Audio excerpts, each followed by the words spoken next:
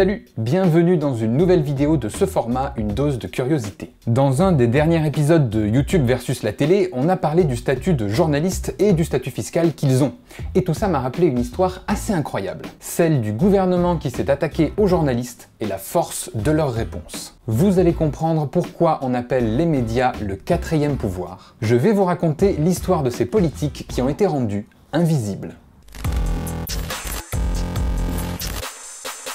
En France, les journalistes et les médias de manière générale sont surnommés le quatrième pouvoir. Ils auraient autant de pouvoir que le pouvoir législatif, exécutif et judiciaire. D'ailleurs, dès 1840, Balzac disait « La presse en France est un quatrième pouvoir dans l'État, elle attaque tout et personne ne l'attaque. » Sauf que si, les médias et surtout les journalistes ont été attaqués par l'État à plusieurs reprises. Mais ça s'est jamais déroulé comme prévu. L'un des exemples les plus flagrants, c'est quand l'État a essayé de s'attaquer aux avantages fiscaux des journalistes. Parce que depuis 1934, les journalistes bénéficient d'un avantage fiscal. Ils pouvaient déduire 30% des revenus qu'ils déclarent aux impôts. C'est-à-dire qu'un journaliste qui gagnait par exemple 20 000 € par an, bon, c'était en francs à l'époque, même en anciens francs, mais c'est pour l'exemple. Bref, donc disons qu'il gagne 20 000 € par an. Eh bien, l'administration fiscale faisait comme s'il en avait gagné 14 000 pour calculer ses impôts. Évidemment, c'est un avantage conséquent, et les journalistes n'étaient pas les seuls à en bénéficier. En tout, 110 métiers avaient le droit à cet abattement fiscal de manière plus ou moins importante. Par exemple, dans cette liste, on y retrouve les brodeurs de la région lyonnaise, avec un abattement à 20%,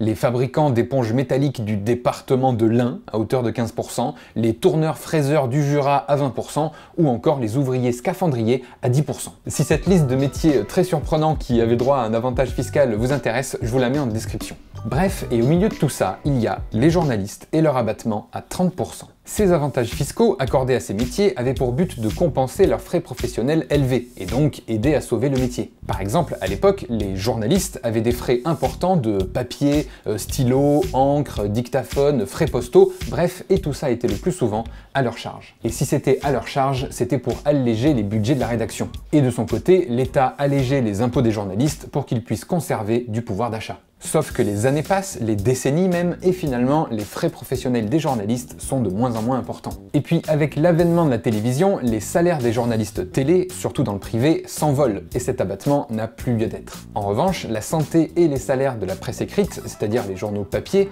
eux stagnent, et cette aide leur est bien utile. Le problème, c'est que créer des différences de statut entre les journalistes est impossible. Et quand, en 1996, le gouvernement d'Alain Juppé, sous la présidence de Chirac, veut s'attaquer à cette liste des 110 métiers et abolir les niches fiscales, ils vont devoir aussi s'attaquer aux journalistes. Et là, c'est deux colosses qui vont s'affronter. Les journalistes contre le gouvernement. De son côté, le gouvernement pourrait être légitime dans sa croisade. Cet avantage fiscal est contre le principe même de l'égalité des citoyens face à l'impôt. Et c'est aussi un gros manque à gagner pour l'État. Dans un compte-rendu de l'époque de l'Assemblée nationale, on peut lire que cet abattement fiscal des journalistes représenterait 50 millions de francs chaque année que ne toucherait pas l'État. Selon l'INSEE, rapporté à aujourd'hui en prenant compte du pouvoir d'achat, ça représenterait plus de 10 millions d'euros. Et surtout que l'État, de son côté, multiplie les aides directes ou indirectes à la presse. Des budgets distribués aux organismes de presse pour qu'ils ne coulent pas. Selon un rapport de la Cour des comptes, seulement pour l'année 2013, l'aide à la presse représente plus de 684 millions d'euros d'argent public distribué. Il est donc nécessaire du point de vue du gouvernement de Juppé d'aller chasser les avantages fiscaux des journalistes. En apprenant la nouvelle, les journalistes, surtout ceux de la presse écrite, vont évidemment s'offusquer. Bon, comme les 109 autres métiers de la liste, mais il faut dire que les tailleurs de pipe du Jura ou les tisseurs de la région de Cambrai ont beaucoup moins de poids que les journalistes pour se faire entendre. Du point de vue des journalistes, cet avantage fiscal est vital pour leur métier. Non plus pour payer leurs frais professionnels, mais tout simplement pour combattre la précarité du métier. Les salaires ne sont pas à la hauteur des heures de travail ou des années d'études, et comme la presse écrite va mal, les journaux ne peuvent pas mieux rémunérer les journalistes. Il est donc capital pour eux de conserver cet avantage pour pouvoir garantir la liberté et la pérennité de la presse. Bref, que ce soit le gouvernement ou les journalistes, au final, chacun a ses raisons de garder ou supprimer cet avantage fiscal. Et pour se faire entendre, la profession des journalistes va faire comme n'importe quelle autre profession, se mettre en grève. Ce fut le cas dès le 18 septembre 1996. C'est une journée d'action nationale des journalistes. Le mouvement de grève affecte l'agence France Presse, Radio France, mais aussi France 2 notamment. La profession, comme d'autres, est touchée par la suppression de l'abattement fiscal de 30%. Plusieurs journaux nationaux ou locaux décident de ne plus paraître pendant au moins une journée. Les journalistes dans les rédactions de France Télévisions ou Radio France, eux aussi touchés par la précarité des salaires dans le service public, décident de rejoindre la grève. Et là, vous devez vous dire, s'il n'y a pas les journaux qui sortent pendant 24 heures ou les journaux d'infos à la télé, c'est pas très grave. C'est vrai, vous le vivrez très bien. En revanche, il y a plusieurs professions qui ne vont pas du tout aimer ça. Et des professions très importantes, puisque c'est elles qui ont le pouvoir d'arrêter toute cette histoire. Je parle des politiques. Et oui, il faut pas oublier que les médias sont leur seul mode de communication.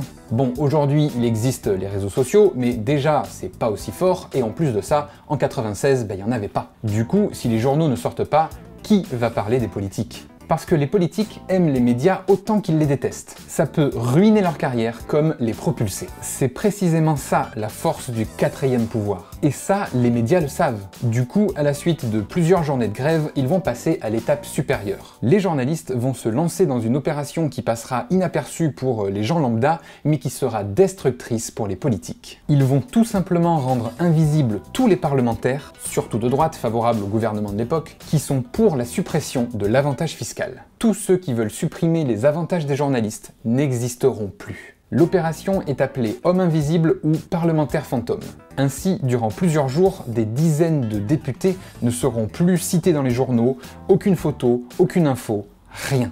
Et c'est surtout dans ce qu'on appelle la PQR, la presse quotidienne régionale, que le mouvement est le plus fort. Chaque journal va boycotter ses élus locaux. On peut par exemple lire dans un article du journal Le Monde du 3 octobre 1996 « Les journalistes d'Eure-et-Loire ont également lancé un appel au boycott des conférences de presse des parlementaires de la majorité. En Dordogne, les journalistes ont décidé de boycotter les 6 députés et sénateurs du département, ainsi que Jean-Jacques de Peretti, maire de Sarlat et ministre de l'Outre-mer. Décision similaire dans l'Aude. Or, il y a une donnée importante qui va encore plus peser sur les politiques. Le calendrier électoral. Les élections législatives, pour élire les députés, doivent se tenir moins d'1 an et demi plus tard. Et en plus de ça, des bruits de couloir annoncent que ces élections pourraient se tenir bien plus tôt à cause d'une dissolution de l'Assemblée prévue en secret par Chirac. Pour info, le président de la République française a le droit de dissoudre l'Assemblée, c'est-à-dire de mettre fin au mandat de tous les députés et de provoquer une nouvelle élection législative. C'est comme si quand vous jouez aux cartes, vous avez le droit de redistribuer. Le but pour Chirac serait d'obtenir une meilleure majorité, c'est-à-dire qu'à la suite de cette nouvelle élection provoquée par la dissolution, il y ait plus d'élus qui soient de son bord politique. Personne ne sait s'il va réellement le faire ou quand, mais le bruit court. Les députés sont donc plus ou moins en campagne électorale dans leur fief, et ce n'est absolument pas le moment pour les politiques de se faire oublier par les médias. Malgré ça, certains parlementaires vont s'insurger et dénoncer cette pratique d'homme invisible qu'utilisent les journalistes. Par exemple, Michel Péricard, député des Yvelines à l'époque, dira que c'est une atteinte à la Constitution qui interdit d'exercer des pressions sur les parlementaires. D'autres commencent à essayer de proposer des débats, mais pas dans ces conditions. Comme on peut le lire dans un article de l'époque, Gilles de Robien, président du groupe UDF, s'est dit prêt à discuter des problèmes posés par la suppression de l'abattement fiscal, mais pas avec un pistolet sur la tempe. Certains députés vont même appeler le président de l'Assemblée nationale de l'époque, Philippe Séguin, à réagir et mettre fin aux pressions des journalistes. Mais personne ne veut se mouiller et entrer en guerre frontale contre les journalistes, de peur de devenir eux aussi invisibles.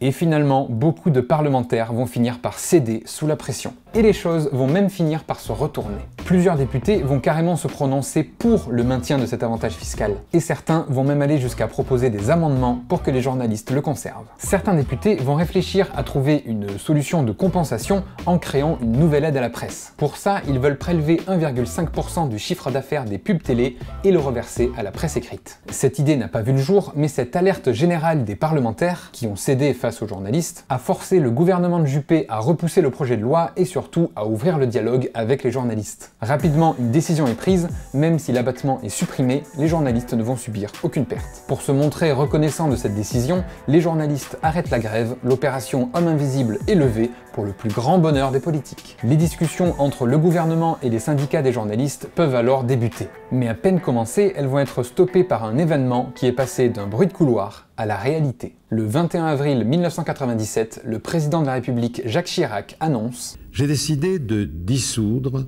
l'Assemblée nationale. Chirac va dissoudre l'Assemblée pour essayer de gagner une majorité plus importante. Manque de peau, ça marche pas. Bon, il y avait évidemment tout un tas de raisons à ça, mais la rancœur qu'avaient les journalistes contre les députés de droite qui étaient favorables à la suppression de leurs avantages fiscaux n'a pas dû aider. Et Chirac, en plus de ne pas augmenter sa majorité à l'Assemblée, va carrément la perdre. La gauche devient majoritaire et un gouvernement de gauche doit être créé. C'est la première cohabitation de la Ve République. Un président à droite, un gouvernement à gauche. Et quand Lionel Jospin arrive Premier ministre, il doit s'occuper des problèmes déjà en cours. Et parmi eux, la niche fiscale des journalistes. C'était pas ma guerre! C'est vous qui m'avez appelé, pas moi!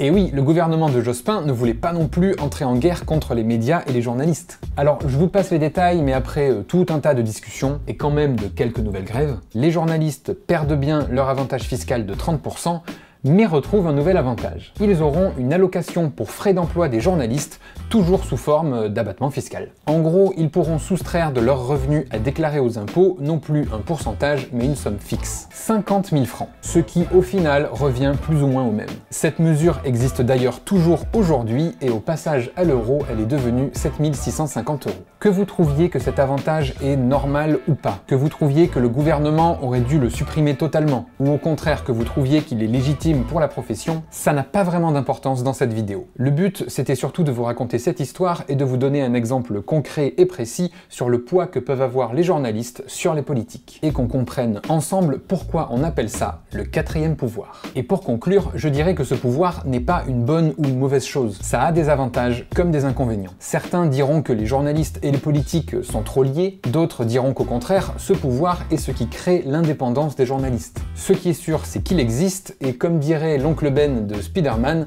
un grand pouvoir implique de grandes responsabilités. Voilà, c'est la fin de cette vidéo, j'espère qu'elle vous aura plu, j'espère que vous aurez appris plein de trucs. Si c'est le cas, n'hésitez pas à partager la vidéo, à la liker, à vous abonner à la chaîne, c'est important, nous sommes de plus en plus, c'est quand même génial. Et moi je vous dis à dimanche prochain 10 h pour une nouvelle vidéo. Salut!